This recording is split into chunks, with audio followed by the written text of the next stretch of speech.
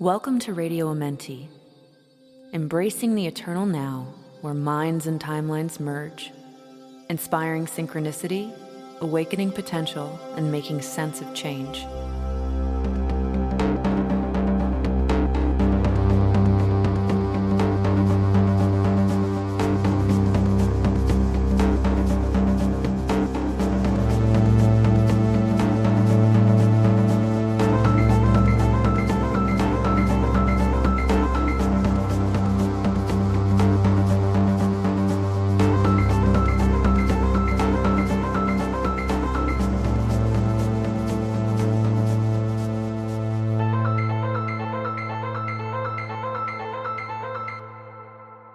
Hello everybody and happy Monday.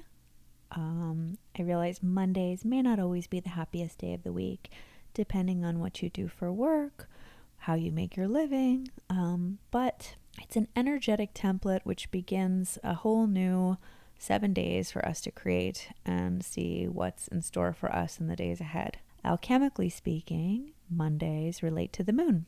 One of the things I really love, and a weird little esoteric breadcrumb that I discovered about the Spanish language and the days of the week, is that they actually do relate to the planetary influences from an alchemical perspective. So Monday, Moon Day, is lunes in Spanish, and both relate to the alchemical aspects of the moon, which corresponds also to silver. So in alchemy, the moon relates to intuition, inner wisdom, deeper knowing.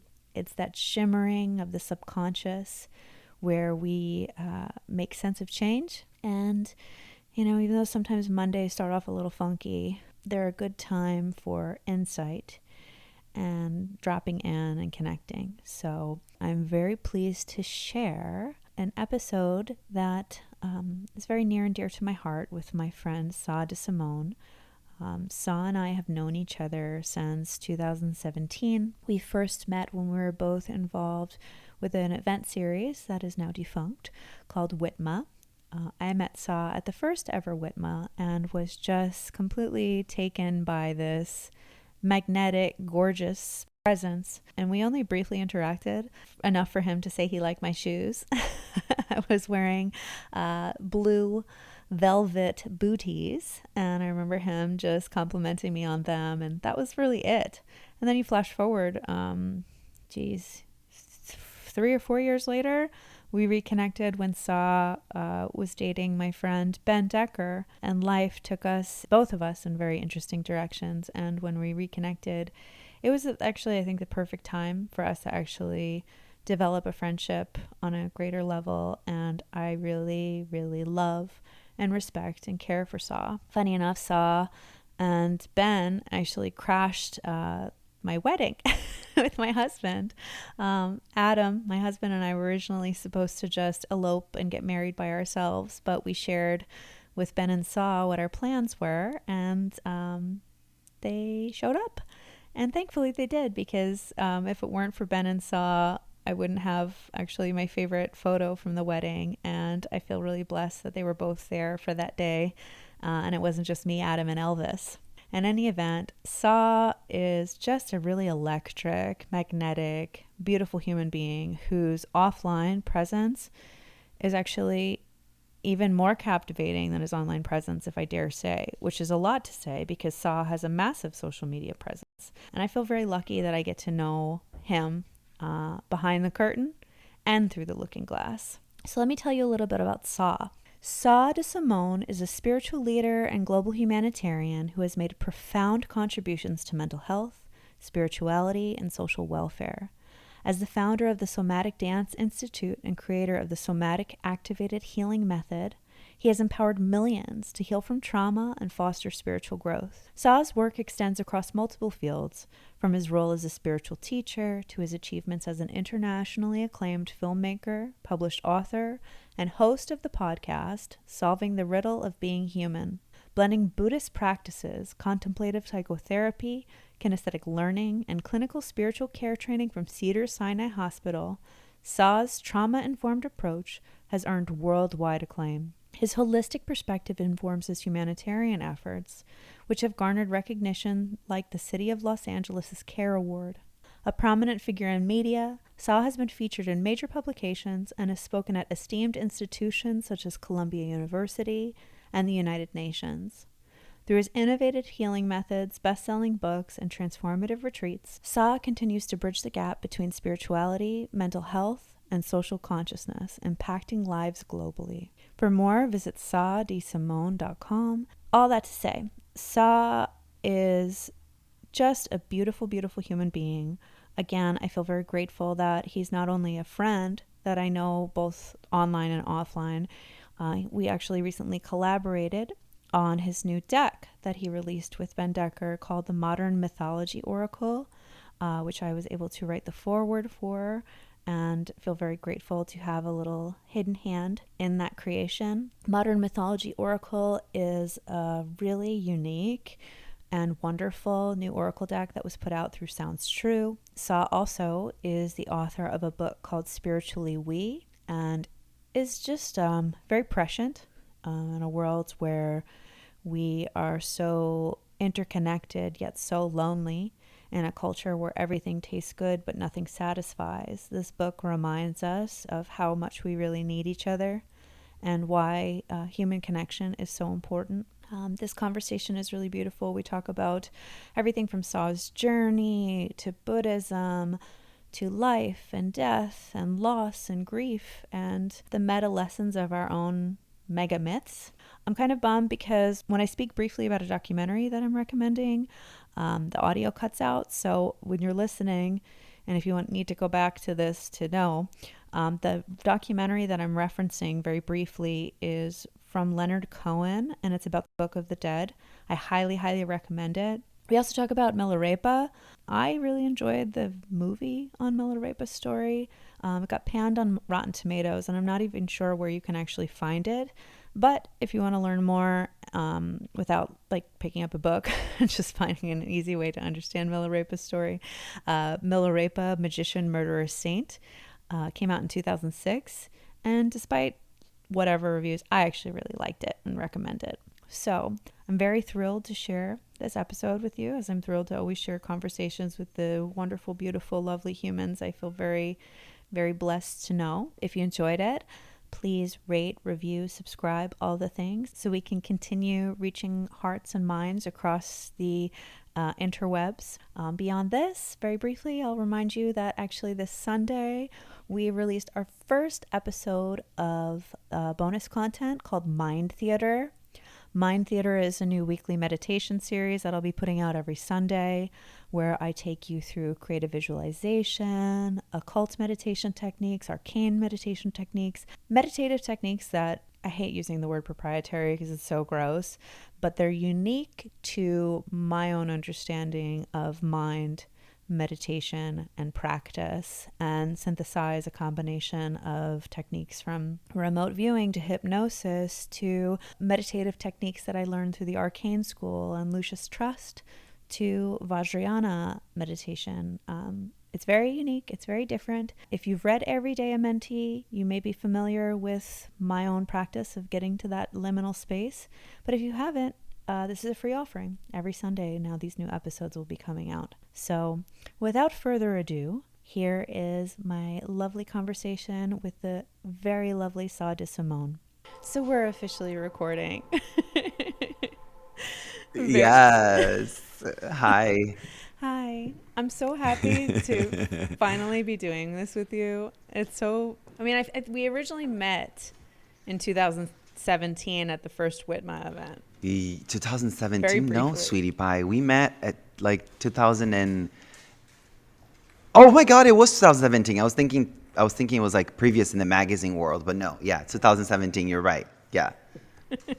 Yeah, and I remember our first interaction. I had on these blue velvet shoes, and you were like, "Girl," and that was this first kind of initial "Oh wow, who is this person?" And then for full circle to come back, I'm excited finally all these years later to actually just talk and hear about your journey and just see where it flows. Thank you. And I remember you always deliver the high fashion, and I always thought that that was like a really unique gift you have, you know, because there's people who deliver fashion, but it has like a trend to it. You always deliver your fashion, your expression of beauty, and that is very unique, and it's like undeniable in the crowd when you're like, this person is themselves. Period. You have like big hair too. I'm like, yes, honey, she's living. I think it's a funny thing to recognize that, right? Because I love your journey so much. To me, coming from the world of fashion and that level of expression to where you've gone in terms of like the path of Buddhism and everything, right? Like, can you tell me a little bit more like about your beginnings foray into this whole world?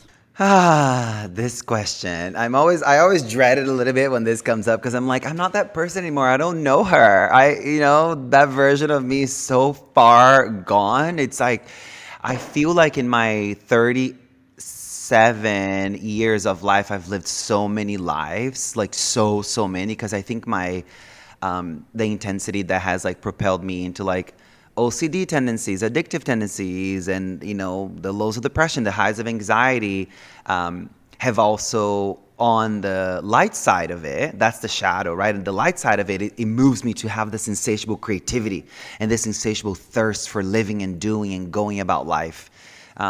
It all started in 2012 when I left the fashion industry through a series of events that were full of betrayal.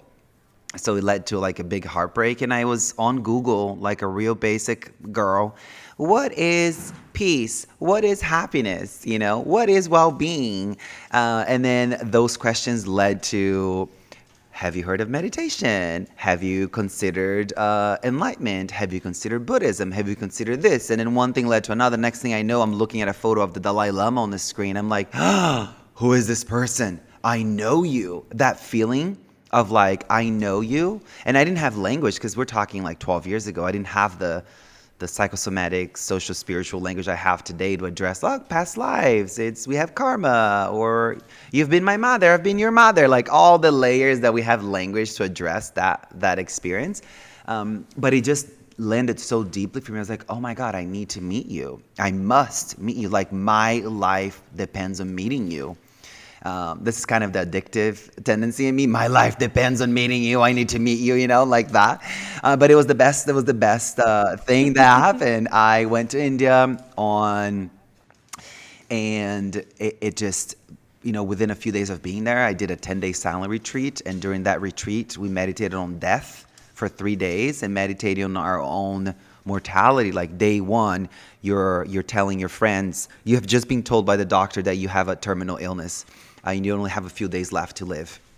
And so you're telling your friends and your family, and then the day two, you're telling your friends that you just want the closest people in your family to be around you. And on the last day, which was the day 10 of the retreat, you are watching the own flickering light of your awareness, your soul, your spirit, whatever you want to call it, disappear.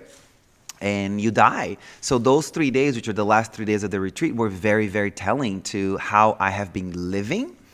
And the kind of things that I was like interested in all fell apart. I crumbled because I realized that my vision and perception of success and happiness and well-being and a meaningful life were all so rooted in capitalistic, colonized tendencies of accumulation, separation, individuality, superiority. And I was like, oh, wow, I broke, Jen. I broke. And because we're in silence, you didn't have anyone to kind of like talk you through it or offer you any sort of like loving words to relax you. You had to face your demons in such a massive way.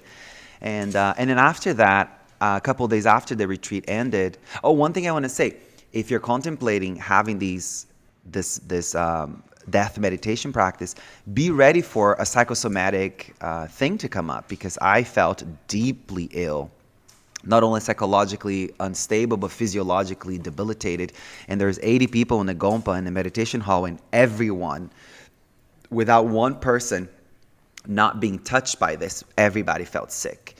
And then a couple of days later, we were able to meet the Dalai Lama in a big group. There was 200 people. And Jen, this was the real big game changer. There's three main things, right? It was a death meditation, was meeting the Dalai Lama, and then later that year I did a 30-day silent retreat that I understood forgiveness and compassion.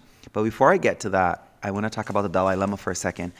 I remember sitting in the temple, right? We're sitting at his home, his temple in the Himalayas, in McLeodganj, this tiny little village up in the Himalayas.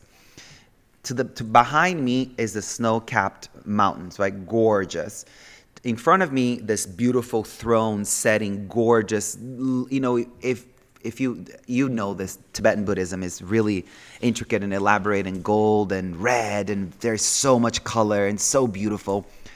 Just for the listener, if you've never seen Tibetan Buddhist thangkas or paintings or a temple, think about the most elaborate, like every little corner of everywhere you're looking at, there is a drawing, there is meaning, there's symbolism in every single detail. So you're looking at this like, I don't even know how to put into words. And here's what happened.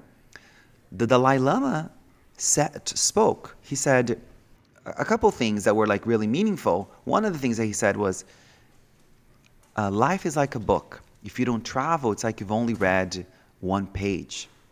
And I was like, oh, wow, okay, travel is important to me. I'm glad he said that too. But here's the big thing that happened. Being in his presence, I felt such deep serenity, such deep sense of enoughness, such deep sense of like contentment. And I was looking at my friends like, was the coffee spiked in the morning? Like, are we drugged? What did they put in the air? I have never, by the presence of someone else, entered such a deep place of peace where discursive thinking stopped, where my felt sense was hyper activated, but there was no attachment to feelings. It was just everything was coming and going. I could feel the cold mountain air like brushing by my skin in a way that I've never felt before. It almost felt like the air was like seducing me. It had this like quality of freshness to it, you know? So that was like a huge thing. I said, I want that power. I want that superpower. I want to be able to enter into places and relax people. I want to be able to enter into places and have everybody feel like they're enough, that what they're doing is enough, that they can trust their incarnation, they can trust themselves. And then I was like, that's the goal. I want that. And then later that year, I went to a 30-day silent retreat, and I'm going to stop talking for a bit. But I just wanted to give you like the real reasons why I got into this whole gig. During that 30-day, I was flooded with a reel of all the harm I had caused people and all the harm other people had caused me. And sitting back and being flooded with the ways I had harmed other people and the ways other people had harmed me, it was so overwhelming. I never had settled enough in my body and in the present moment for the past to come up and out. It was such an insane experience that it actually flooded my system so much that I went to the verge and a couple steps passing the edge of a psychotic break. I was so confused about who I was, where I was. That's really disorienting to have, you know, if you've never had that before, if you have never had a tinge of disorganized thinking or confused thinking or an edge of psychotic experiencing. And then I had to call through that process, I believed my whole family had died. Everyone was dead. I was so in the psychotic space that I was firmly believing that they died, that I had to like break the rules and ask a monk if I could call them. And my dad is like, no, we're all fine. Everyone's okay. You're good. Keep going. Go back to the retreat. And so through that, I was like, oh, wow. And I finally understood the weight of past actions in the present moment and in my future. I think I was living kind of like, there's no shadow to anything you do. You kind of just like do your thing and hope for the best without like tying in like 1 + 1 = 2, or that things have consequences constantly, right? There's consequences always happening. And through that process, I learned about forgiveness, compassion. And then at the end of the retreat, I had a visceral, insane dream that I had taken my own life by suicide, hanging from the roof of the meditation hall. And it was so wild. Bodhi, come on, girl. Come on, sweetie pie. My dog's chewing on this little fluffy toy, so you may hear a little squeakiness in the back. But this dream was so insane. It was like, and the vision I had was me watching people coming into the hall in the morning and seeing me hung naked, dead in the roof, from the ceiling. And the dream happened, Jen, the night before we were taking refuge, so officially becoming a Buddhist. And I said, okay, cool. The dream, in retrospect, I know that the dream was like an actual symbolic vision of a part of me dying. So so something new could be reborn. So something new could be born, right? Not even reborn, but born, fresh. Sort of like an original expression of newness. And and I took refuge, and I didn't take the sobriety vow at that point. It came later. But through that vow, I said, okay, cool. If I become a Buddhist and things do change, if I do become a better person, become happier, I'm going to keep going. The hardest part about the vows was not gossiping and not lying, because I had sort of I think you live in modernity and you kind of take for granted how often you lie, how often you gossip as like just part of your vernacular. So that was really telling. I became very quiet. And imagine me as a quiet person. It's like you can't see these two things together, So I'll stop there. That's how it all started, This is like the foundational year that changed my life, 2014, so 10 years ago. Wow. But the first ripples were in 2012, right? The fall of 2012, when I left. And then 2013 is when I was like doing all this research, and I'm like, what am I doing? Where am I going? Where should I go? And then 2014 spring, through the whole of 2014 is when I was like, oh shit, there's so much more to life. 2012 was such an activating time. And when you think of like the Mayan calendar and how it was supposed to be the end of the long count calendar and the end of the world, and what apocalypse really means is revelation of truth. So it's like that being on part of your journey in 2012 and kind of that first ripple effect is very fascinating. And one of the things when I was, earlier thinking about, I'm really excited for this conversation and to talk about not how Sah found Buddhism, but how Buddhism found Sah. Because that is the thing. Like, there's this really tremendous documentary for listeners about a journey through the afterlife, and you see searching for the reincarnation of his friend, and just finding these keys, these little breadcrumbs. And it's funny to think of like your time in fashion, and it's like these moments are very parabolic. Like there's a parable there that you worked in fashion and were in an industry that was so fixated on the outer, the superficial, the need, the want, the watch, the wallet, then to go on this path of renunciation and just understanding the greater layers of what this world is. I think that there's something very meta to that part of your story and why you're so deeply affecting, because it's like modern Milarepa. Oh my God, I can't take that compliment though. This is way too high for me, but thank you for even a tiny little bit of that. Modern Milarepa, oh my God, Jen. Squeezing you the biggest hug right now. Wow. Well, so going on these retreats and then having that initiation, right? Like the initiation where you cross the threshold of who you were to who you are and who you're continuing to become. Like, how did the movement become part of your practice too? Because I love the thread of Tibetan Buddhism. It found me on my own path too, which is just hearing these stories very reaffirming. But when you think of like crazy wisdom and you see the videos of like the oracles channeling the ineffable and moving and things moving through them, it's like, again, I know that's a big compliment, modern Milarepa, but let's talk about dance as a practice of like crazy wisdom, and let's go there. Yes. Oh my God. Thank you. And for the context of people who don't know, like Milarepa, and I have to name this because it was Milarepa's story that actually like genuinely helped me. In the 30-day retreat, in the 10-day retreat, I observed silence, it was my life depended on it. But the 30-day retreat, after I spoke to my father through the psychotic break, I felt I was so like, should I even continue this retreat? There was something in me that was like, continue. I kept seeing this girl who's now a nun, around, and we'd only exchange like eye contact, or we'd only leave our Birkenstocks next to each other before going to the Gompa, right? So the only exchange we had was like leaving our shoes next to each other and just like like that little soft Buddhist bow, like like that, and the head bow. And then one of these nights after the Vajrasattva practice, which is this high tantric purification practice that you guys can look it up, Vajrasattva practice. And she saw me sitting outside the Gompa, and I was completely disheveled, lost, confused. I was just like, oh my God. I felt like I had lived a lie. She approaches me and she says, "Hi, how you doing?" And I could tell in a few of her, just in the first few words, that she was Brazilian. So I said, "Você é brasileira? Are you Brazilian?"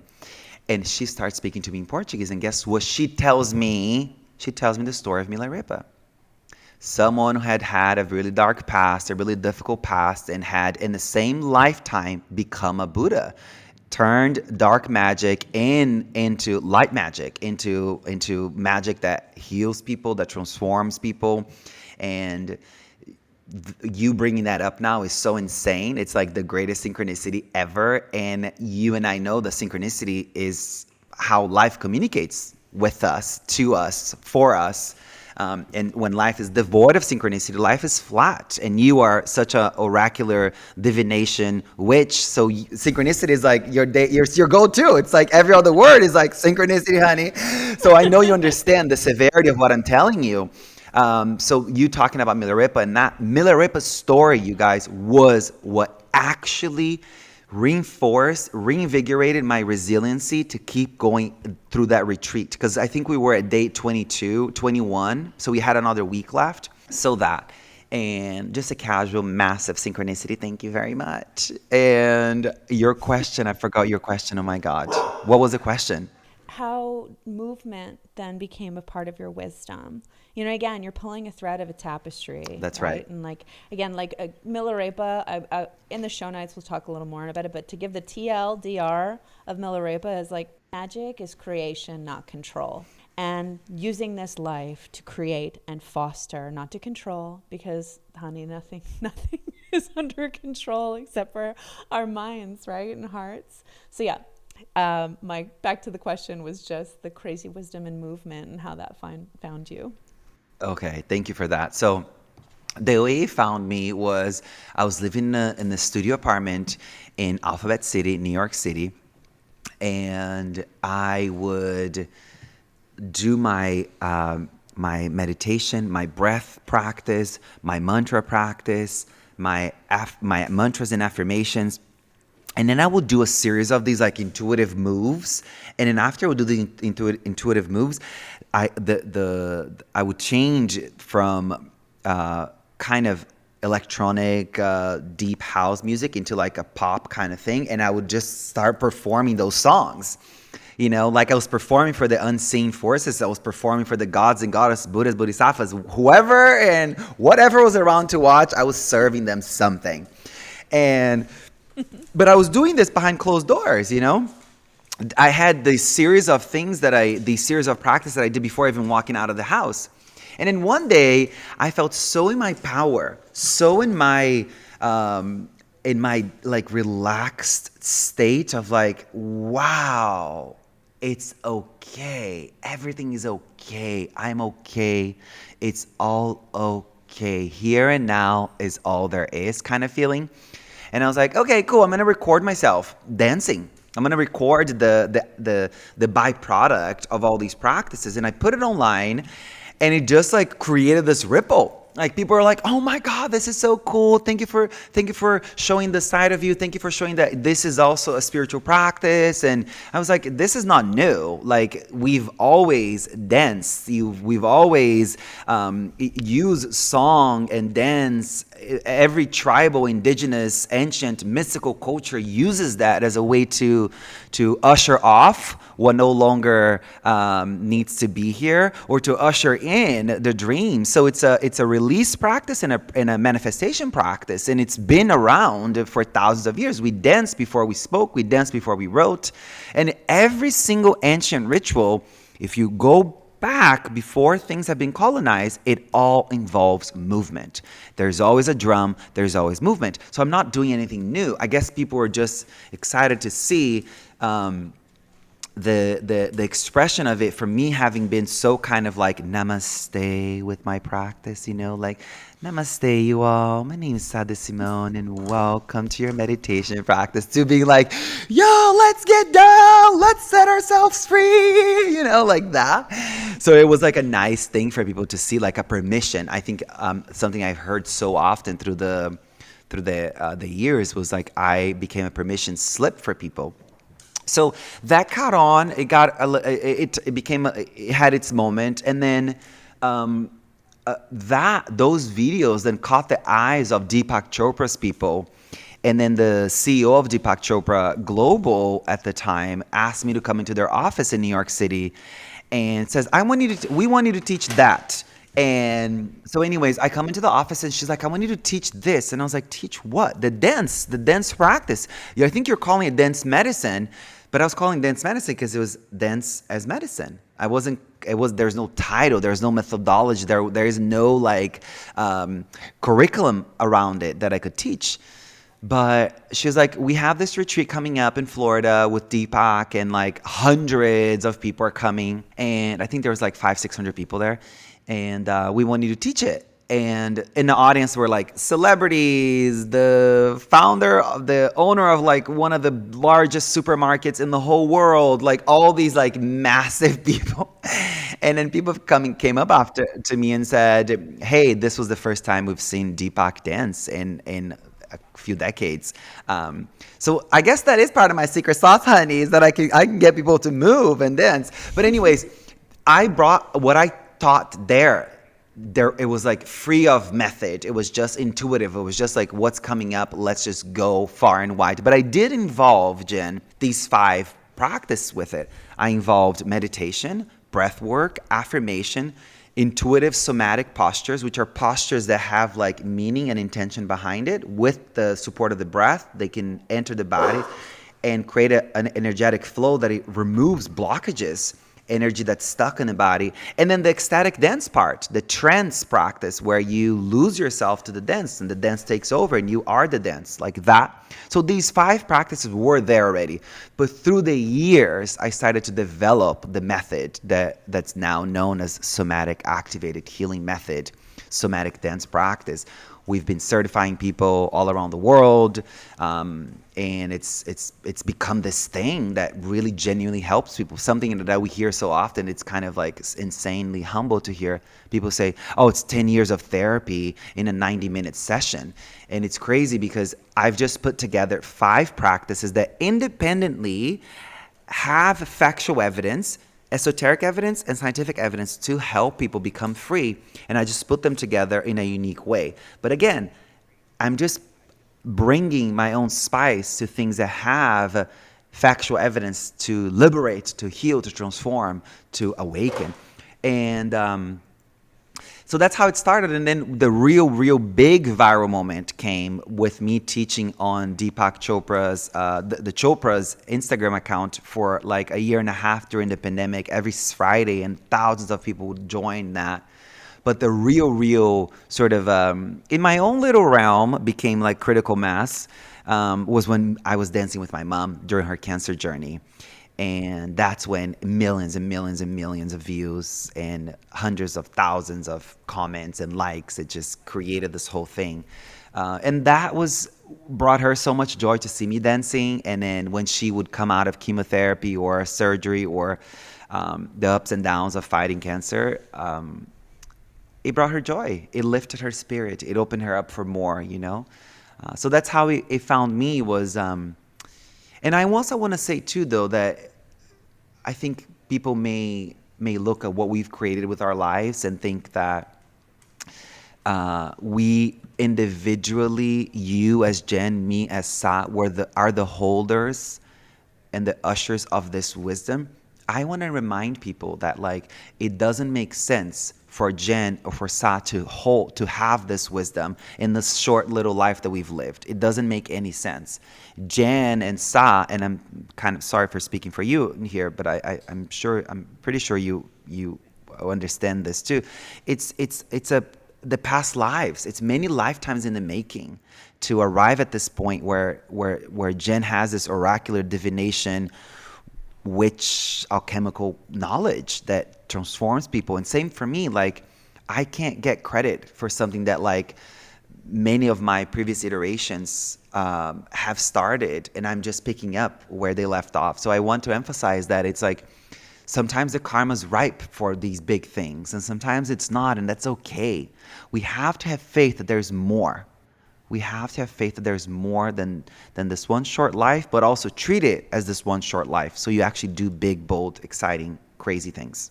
I love that you said that, because I think, again, like, permission is such a beautiful word that I would also use to describe the feeling that you evoke, is this sense of permission to be you and to be okay with who you are and where you are in your path and where you are in the process, and to know that you're precious no matter what.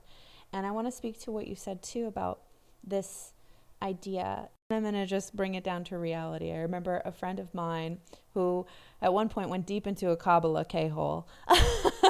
He told me this story about how, like, you can't think of you swimming through the water swims the fish. So it's like there's this invisible current that's guiding us, right? Whether it's through karma, dharma, past lives, and then that feeling of remembering. Like when you had the initiation by meeting the Dalai Lama and having this sudden sense of, there's something here, there's a remembering. I just finished rewatching Lost. I don't know anybody that's watched Lost.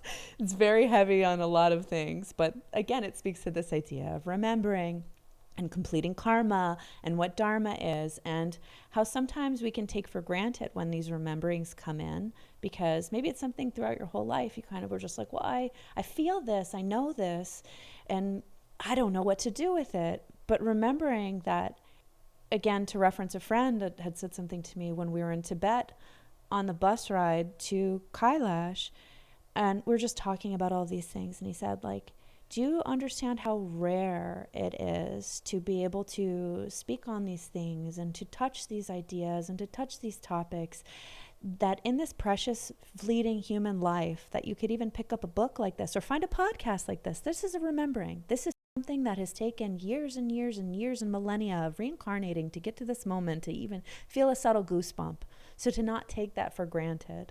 Obsessed, Jen. Thank you. And the casual drop of having this conversation in a bus in Tibet on my way to Mount Kailash. Darling, you sound like you're taking the bus over here from Santa Monica to the beach. Honey, oh my God, so casual. The highest of the holiest mountains in the world. Just having a conversation in the back of the bus, darling. I love you.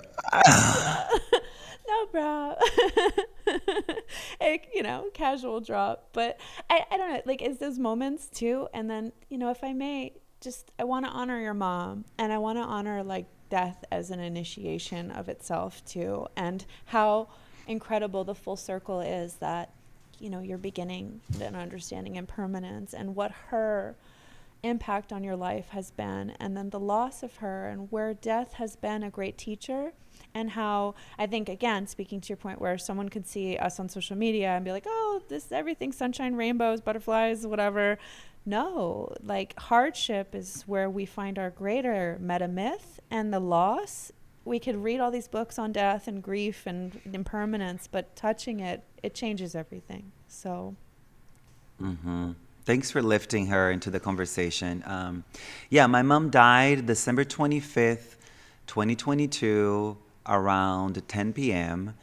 And my sister and I and my ex-boyfriend, were in retreat in Nepal. And we had left the retreat a little bit earlier, went to Bali, but my sister was still in retreat. Anyways, we're all coming from a 20-plus hour flight across the world to make it to Brazil in time. And we were able to be with her for like an hour or two, and then she died. And so she waited for us to die.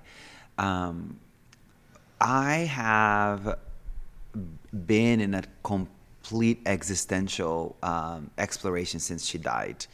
And can I say this is a gift through death? Yeah, I can. But did her death hold, does it have a gift in itself? No, it's tragic. It's horrific. It's like traumatizing. I have PTSD from it. I have multiple healers and tools that I have to, that I get to, and I have to get myself to be well enough to be able to continue to be of service and to continue to be happy and healthy, because it really destroyed me, in more ways than I could have never imagined. And now it's like, it has become even more confusing. Like, the riddle of being human is truly an insane thing, because how do moms die? Like, and you're supposed to like live the rest of your life without your mom. And I know I have a very unique experience, because my mom was like, and just, I know I had one of the lucky ones to have a mom that's like, talk to her 3-4 times a day, FaceTime, text messages, all the, she was truly like the best friend. And so I just want to say that grief is the greatest teacher there is. I think loss is really the greatest teacher there is, and to not be afraid of meeting death and the dying process with an open heart, because our death phobic and our grief phobic society and the modernity and capitalistic agenda really propagates this idea that the less you talk about it, the more protected from it you are, which is like a lie.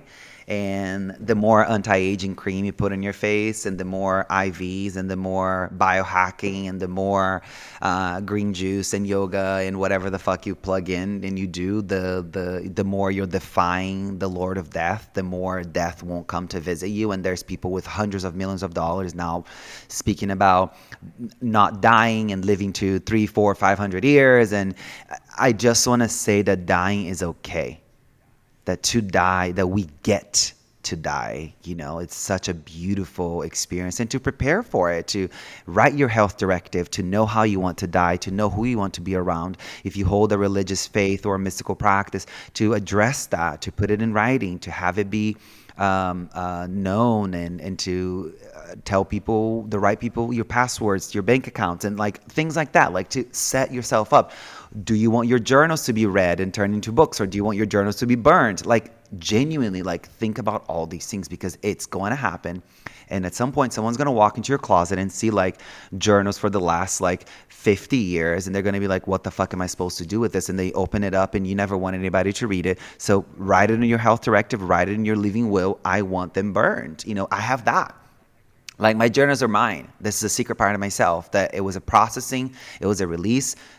Burn my journals is something that I wrote down. So all things that we had to learn through mom's death process of like, we weren't prepared. I had been on the spiritual journey at that point for a long time, and I had been, having revelation and realization, but nothing could have prepared me to see my mom with jaundice, where the body's yellow, the eyes are yellow, and she's actively dying. No amount of meditation and mantra and visualization and dance and whatever could have prepared me for that sight. And that's what propelled me to then train in clinical pastoral education at the hospital here in Los Angeles, where I did over 500 hours of sitting with the sick and dying, offering support, because it was so tragic, Jen. So tragic. My mom's lips were chapped. She had eye boogers. She was just not cared for, She didn't have her, now this is going to break my heart a little bit. She didn't have her beanie on, where her head was always cold because of the brain tumors. She didn't have the blankets on her hands. It was just like things that it just like so fucked up. And the problem is, people think that therapists know how to become enlightened, and they think that doctors know what vitality and wellness and liberation truly means. Everyone in the clinical setting, they have a very small understanding of of true happiness and what liberation is and what well-being is. It's all colonized through a very small, minuscule view. We don't understand a lot of this stuff. So it's heartbreaking, to say the very least. So I'll stop there. But I just feel like people should prepare because it's inevitable. Yeah. And I think it's really brave to speak on it the way that you have. I think it's very courageous to take that experience and to go into the chaplaincy and to go deeper and to actually say, like, I didn't even know pre-needs were a thing, but until I was in high school when I watched 6 Feet Under, right? That show is one of my favorite shows of all time, and, you know, actually kind of weirdly helped me prepare for what I experienced when my dad died, because I was with him when he died, and it was horrible and beautiful. You know, I held his hand and felt his spirit leave his body, and unless you've been through that, I don't know. I mean, I hate to say it, I don't want to discount that, say, a doctor can have really great bedside manner, or, you know, there can be a level of compassion, but I think having that experience of losing your parent and being with them through that process, it does something to you in a different way, and it makes you see things through a different lens. So to look back and, like, see the level of care that your mother didn't have, like, that anger is valid. To look forward and to say, I'm going to do a pre-need. I'm going to just write everything out now and have it done with. And this is not something to fear. This is something that's a gift to them, whoever is ushering my life out of here. You know, like, here's what I need. Here's what I want to have it done. And these are conversations that I think, like, you nailed it. Like, because of our culture, we live in a society, capitalism, the more culture, that even talking about this is taboo, but it shouldn't be. It's a fact of life. You know, we live, we die. We live, we die, we live, we die. Let's better prepare for it and have these tough talks so that when that inevitable comes, we're better equipped for the great mystery, right? Exactly. Thank you for naming that. And I just want to lift a couple things that I've said, otherwise it can be taken out of context. We need to understand that we believe that wellness and happiness and vitality, it's only when a sick body goes into remission, a sick body gets up and is able to eat again and walks out of the hospital. We need to decolonize our view that is that simple. Because I spoke to Alua Arthur on my podcast a little while ago. She's like the most visible death doula in the world right now. And she says, and I'm paraphrasing what she says, but she just says we need to decolonize our view of what vitality and wellness and healing and happiness is towards the end of life, because having friends around, having a daughter hold your hand while you die, that is wellness. That is vitality. That is well-being. That is happiness. We are not seeing that. One of the huge problems I saw when my mom was in treatment, we'll go to chemotherapy on Tuesday. I was living in New York, or I was traveling around the world working, and it didn't matter.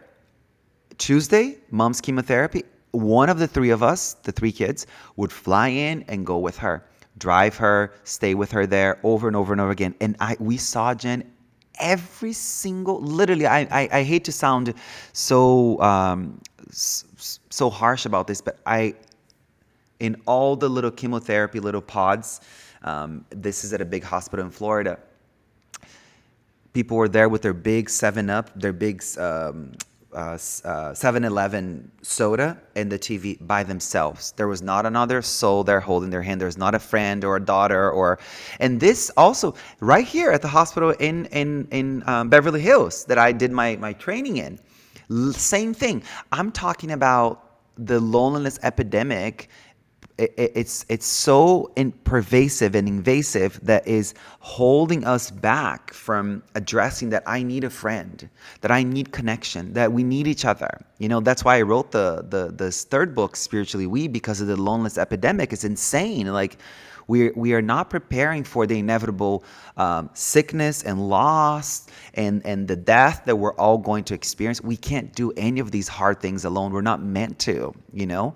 And then seeing at the hospital here in Beverly Hills, how many people with the insane amount of resources, these people were in these insane hospital rooms that are like a hotel suite.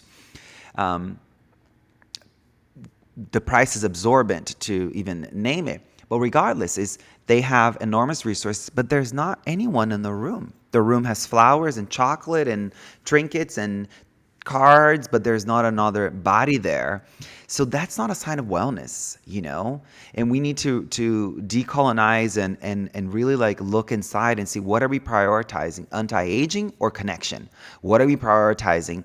Me spending another hour in yoga or actually doing the yoga of connection? Like, is it me,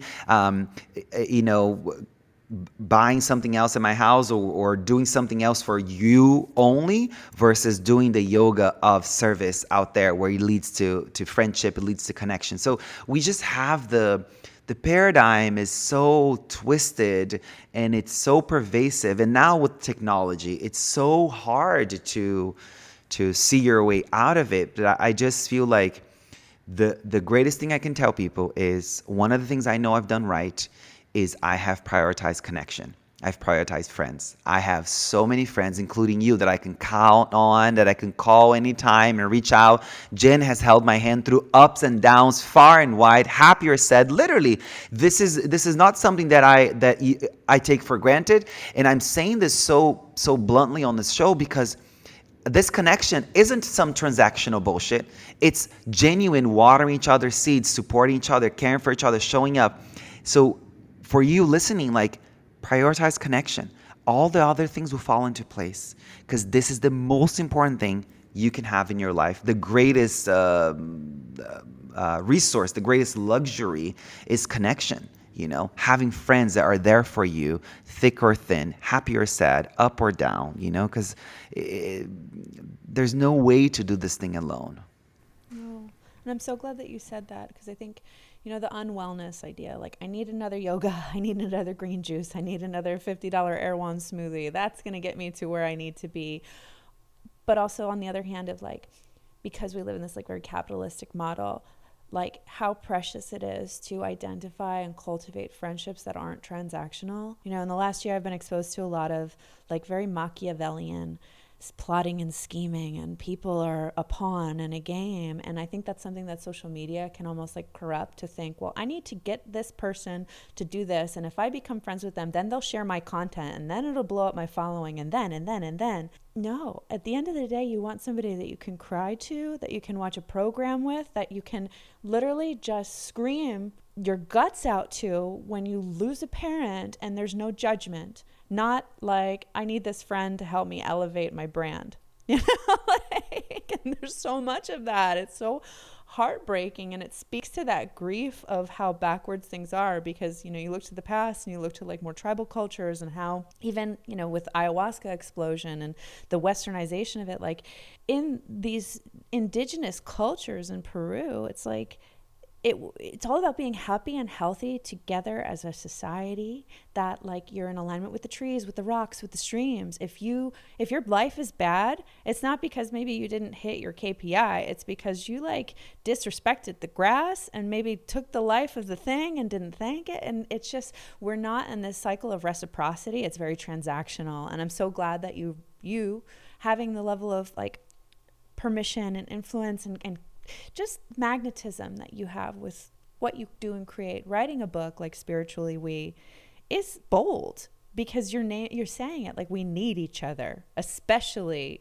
in the years to come. more than ever. Yeah, thanks for naming that, sweetie. And we have become so habituated to disregard the need for connection. The physiological cue for connection shows up in the body as the same way that we are thirsty, the same way that when we are hungry, the same way that shows up for us being tired. It's a physiological, psychological, spiritual nutrient that we are deficient of. And because of television and pornography and social media, and plug in your poison, plug in whatever it is, we have become masters at being desensitized, at living outside of our bodies, at living to be productive, to show up, to do more is better, to accumulate. And it's robbing us of being sensitized to the need that strikes in the body. Oh my God, I need a friend. I need connection. I need the warmth of another body next to me to hold this with me, to celebrate with me. And we have just lost the plot, and it's created this deeply lonely society that people don't even know how to lift up their gaze in the elevator and say, hey, I like your hair, or I like your shoes. No, it's like, oh, she's got great shoes. Oh, I wish I had those shoes. Oh my God, great hair. Oh my God, my hair looks like shit. There's always a comparison. The duality and the separateness in our inner vocabulary is so pervasive and so insatiable that it robs you from realizing, like, wow, what you like in them it's inspiring to you. It's not robbing you of having it. It's not saying that only they can have it. We just have so many things that we need to unlearn and unwind and unsocialize away to be able to realize that, like, the gig is connection. And I want to speak just a little bit more about this real briefly, because I think a lot of people, half of the book is creating the context through scientists and through different incredible Buddhist monastics and amazing people who with a lot of evidence, creating the case for connection being the cure for our wellness, for our physiology, for the longevity of our lives, all that. Now, there's the other piece, which is the strictly spiritual piece, which I think a lot of people have lost the plot in it too, because I did. And I speak about it honestly. It's like we think that us having realization behind closed doors is enough. It's not, because if you look at even the Buddha's enlightenment is relational. There's two main things that are important to name through the sort of the 24-hour arc of his enlightenment, which happened through a long period, but I only want to speak about that sort of last 24 hours. Mara visited him, right? The personification of all that's evil and all that we don't like about ourselves and all that's bad or ugly about humanity. Mara visited him, and Mara was like, how dare you think that you're enlightened? And the Buddha said, I know that I'm enlightened because Mother Nature is my witness, by putting his hand on the ground, and the earth shook in affirmation. So by Mara visiting him and him putting his hand on the floor, like, these are 2 points of relationality that we can't forget. We can't just think the Buddha became enlightened by himself, for himself, with himself. It's a relational process that we have been devoid of realizing, because so much of the psychosomatic spiritual space is emphasizing individuality and do it alone, solitude, by yourself. And it's true, you do need to have a part of your practice to be solitary between you and you, but you can't have somatic, visceral, stable realization. That's the key word, stable realization, without the context of the other. You can't say, oh, I'm peaceful now, and then you walk out to your neighbor and all of a sudden you see your neighbor coming out. You just had this beautiful meditation in your apartment, and you're about to go walk your dog, and you open the door, you see the neighbor across the street walking, and you close the door because you're like, oh, I don't want to see them. I don't want to talk to them. So is your peace really peaceful? Have you become more peaceful, or is it like was it a fleeting passing cloud?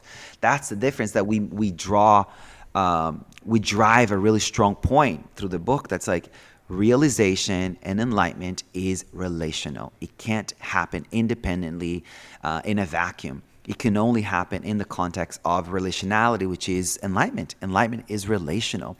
So I find that if you are in that space of the vernacular of boundaries, toxic, cut, cancel, I'm protecting my peace, it's all about me, it's my villain era, all these stuff, there's room for it. But I want you to know that isn't the goal. That you got to arrive at a point you have to open your heart again, that you have to soften your edges, that you have to let people back in, that you have to, and not let people back into your life completely, but let them back in a way that, in only a way that you know how to do. that keeps everybody safe, but you're not feeling like the need to stay in protection, rigid, closed off. And there's no specific prescription for this. You really have to find your own organic way through it. But just question, right? Am I protecting my peace so much that now I'm deeply lonely? Or am I not? And am I creating connection and liberation through relationality, Yeah. I love that. It's like noting the difference between a boundary and a wall, or noting the difference of being content or creating content, So it's like just being able to find nuance in these. Jen, please post about this now because that is so fucking fierce. Oh my God. It'll be in our show notes for sure. Well, I mean, it's crazy that almost an hour has flown by so fast, and I would hate to end before talking, because I feel like every thread in this beautiful conversation we've woven has really kind of like of just the beautiful human being that you are and what you share in the world. But I know, spiritually we had just come out, but you do have a new deck that I feel very blessed to have helped support with. But I love this, again, it's kind of like this full circle moment of like the modern meta myth, like where your life began, where it took you, how these precious pearls of wisdom found you along the way, and the way that time has unfurled your own modern mythology, right? So to speak of that in a deck, can you tell me a little bit more about Yes, mythology? thank you. And guys, for context, Jen was a pivotal, crucial part of this creation process in more ways than you will ever get to know. And for now, you can read the foreword because Jen wrote it. So the deck is called Modern Mythology Oracle Deck, and it's something that Jen and I and Ben Decker collaborated and created, and it's out now. And the deck has 5 main houses, you could say. We have realms, we have mystical creatures, we have gods, we have goddesses, and we have angels. And it's each of these houses, we have done a fantastic job at writing their own sort of myth. And so telling a little story about how these gods, goddesses, angels, mystical creatures, and realms have come to be. And the stories are poetic, profound, full of imagination, which they're really here to activate your imagination. They're really here to uplift your spiritual imagination, which I think we are devoid of. And then the backbone of the deck is what we spoke about a little earlier, is helping people reconnect with synchronicity. And the deck holds so much power. It's like crazy that this tool has like so much. It has the capacity to really pierce the veil when we are in complete chaos and we're feeling disconnected from life, and we're feeling like we're not receiving any synchronicities. We're not having communication from life, with life. We're not in communication with life. The deck can pierce the veil and help you to like, oh, okay, cool. There's a greater force at work. There's a greater tapestry, to use your language, at work here. Here's a way for me to plug back into this higher calling, higher magic. And the art by Andrew, incredible artist. Oh my God. The art itself, I want to say this to people, is not something to be taken for granted. The art, the way it was created, is meant to be like looking at a Buddhist tanka. I know this sounds like kind of a really sort of obnoxious thing to say, oh, I want it to be put in that same category. But yeah, I do. I really want to just emphasize that this is what the art is for. It's meant to be memorized, visualized, savored to the point that you can see it with your eyes closed. I'm looking at Angel of Rest right now, and just the most beautiful symbolism. So take in the art, take in every little detail of it. And the message that goes with the Angel of Relaxation is integration. Rest and dream a new dream. Oof. Yeah. The deck is a powerful tool for divination, for support. It's something that you can start your day with. It's something that you can close your day with. It's something that you can have a question and be able to ask a question for to it and have revelation. Yeah, and I really just want to celebrate how imaginative all the myths are, and how when you read in the booklet about each of these houses, how much imagination and creativity can help set you free. So I'll stop there. Yeah, I mean, what I love about it is that, speaking to Andrew Tamlin's work and our words and just the force that permeated through it, right, is it is like a Tonka painting, but it's also, for listeners of the show, they may be familiar with something called the Tattva cards, which are very like activating. There's a form of art as activation, symbol as initiation. So, it's really nice because you can pull a card, and Sah had the brilliant idea of having like these little bit of wisdom, like he read from the Angel of Relaxation. If you want to go deeper, there's the myth. If you want to go even deeper, there's the practice. So there's so many layers, kind of very Buddhist, inner, outer, secret meaning. There's a lot there to work with. But I was thinking, Sah, it could be fun as a way of like wrapping up the show. Like, what do you think about pulling 3 cards? One for you, one for me, and one for our listeners. Okay, I love that so much. Okay, so let's everybody just take a deep breath as I'm starting to shuffle this.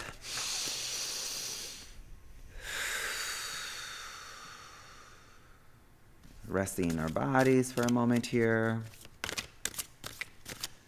Okay.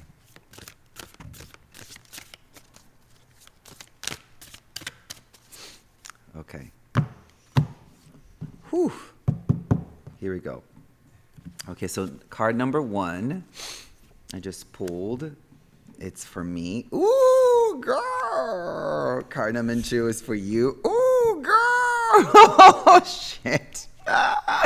And card number 3. Ooh, girl. Shit. Okay, this is all too. I can't even, like, this deck, I'm telling you, it's got intent. It's got consciousness of its own. Holy shit. Okay, so what, and I think all 3 of these are for all of us, so I'm just gonna offer it up. But first one, technically for me. So Goddess of Intimacy.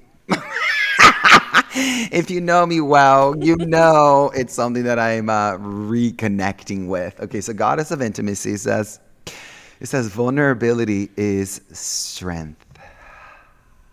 Beautiful. Thank you. Yeah, I'm not gonna read the myth. I may read, actually, because we're out of time, we're not going to read the myths for them. Okay, so Goddess of Intimacy, vulnerability is strength for me. For you, Jen, God, the God of forgiveness. And it says, we are not our mistakes. Compassion is needed now. I don't know if that relates. It does. Oh, shit. Yeah. I mean, even just what I love about oracle cards is that, like, it can be very heavy and like, oh, I relate to it that. Or also because last night my cat was meowing all night and I should have just let him out and I didn't sleep. So I need to forgive myself for letting him out in the light. It can be that simple. And then here's Angel of Self-Expression, which I want to get this tattooed. Angel of Self-Expression. Oh my God, this is so gorgeous, the art. Yeah. So Angel of Self-Expression is the card that we pulled for you, listener. And it says, stop hiding. The world awaits your fierce and unapologetic magic. Oof. This is a nice trifecta right here. Holy shit. Thank you. Yeah. And I think it's good you didn't read from the guidebook, because for listeners, Modern Mythology is available in most major retailers. It came out through Sounds True. So if you want to go deeper, definitely get the deck and go into the guidebook. I love the card that Sah pulled for our collective listenership, because it is a seraphim, which is like the holy, holy, holy of all angels. So that is with us and very present in this conversation. But Sah, this was awesome. I had such a good time. I'm so glad that the Matrix didn't completely glitch us out of this conversation. I know, for real. I'm so glad we were able to talk to him. Just realizing like how delicious our connection is and how nourishing it is to spend time together on the record, off the record, like in creativity or in the drama. It's just like all of it is always like nourishing and supportive. So thank you. Thank you, my sweetie pie. Thank you. Love you. I love you too. Thank you. Thanks. Yay. Okay.